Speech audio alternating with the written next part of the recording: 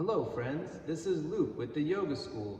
In this module we're going to be discussing the closing sequence or closing asana. Generally speaking, these are in sections. In Ashtanga Vinyasa Yoga we have a shoulder stand sequence. We start with Shalamba Sarvangasana, we move through Halasana, Matsyasana, through a sequence that brings us into a shoulder stand and out of a shoulder stand, so we can bring some inversions, some fresh blood and energy into the organs by going upside down. The headstand sequence is similar. We have a headstand and of course the half bent and so forth, and then there's typically a seated section in a closing sequence, such as Yoga Mudra or simply sitting in Padmasana. You could even do Baddha Konasana.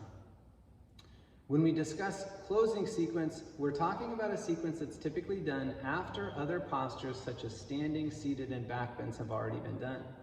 Note that seated sequences tend to happen towards the end. They tend to be tamasic.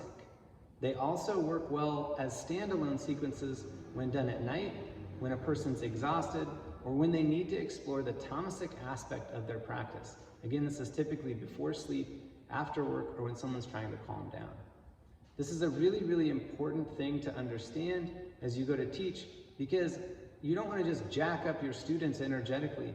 You want them to learn how to moderate their energy by increasing it through Rajasic practices, sustaining it through Sattvic practices, and then coming back down to earth and settling in to the Tamasic practices of inversions, reclining supine postures, and other restorative postures that all fall underneath the heading of closing postures.